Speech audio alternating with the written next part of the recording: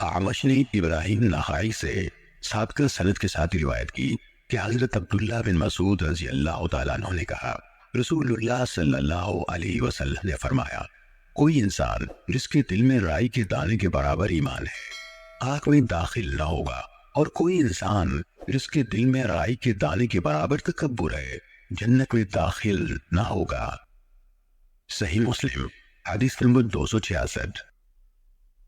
ابو سفیان نے حضرت جابر رضی اللہ عنہ سے روایت کی کہ ایک آدمی نبی اکرم صلی اللہ علیہ وسلم کی خدمت میں حاضر ہوا اور پوچھا، اے اللہ کے رسول، واجب کرنے والی دو باتیں کون سی ہیں؟ آپ صلی اللہ علیہ وسلم نے جواب دیا، جو کسی چیز کو اللہ کے ساتھ شریک نہ کرتا ہوا مرا وہ جنت میں داخل ہوگا، اور جو اللہ کے ساتھ کسی چیز کو ٹھہراتے ہوئے مرا وہ دوزخ میں داخل ہوگا۔ یعنی توحید جنت کو واجب کر دیتی ہے اور شرک دوزخ کو۔ صحیح مسلم حدیث نمبر 269۔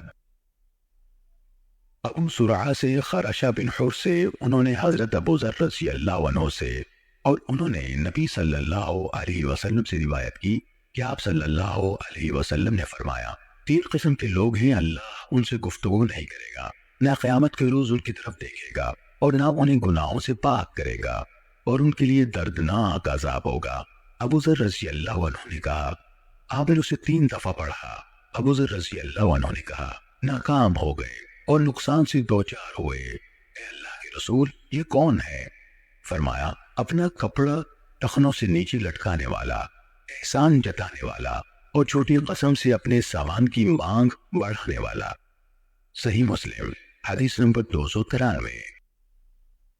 وکیع نے اعمش سے، انہوں نے ابو صالح سے، اور انہوں نے حضرت ابو ہریرہ رضی اللہ عنہ سے روایت کی، انہوں نے کہا، رسول اللہ صلی اللہ علیہ وسلم نے فرمایا، جس نے اپنے آپ کو لوہے کے ہتھیار سے قتل کیا تو وہ ہتھیار اس کے ہاتھ میں ہوگا، وہ ہمیشہ ہمیشہ کے لیے جہنم کی آگ میں رہے گا، اسے اپنے پیٹ میں کھونتا رہے گا۔ جس نے زہر پی کر خودکشی کی وہ ہمیشہ ہمیشہ کے لیے جہنم کی آگ میں اسے گھونٹ گھونٹ پیتا رہے گا، اور جس نے اپنے آپ کو پہاڑ سے گرا کر خودکشی کی وہ ہمیشہ ہمیشہ کے لیے جہنم کی آگ میں پہاڑ سے گرتا رہے گا۔ صحیح مسلم حدیث نمبر 300۔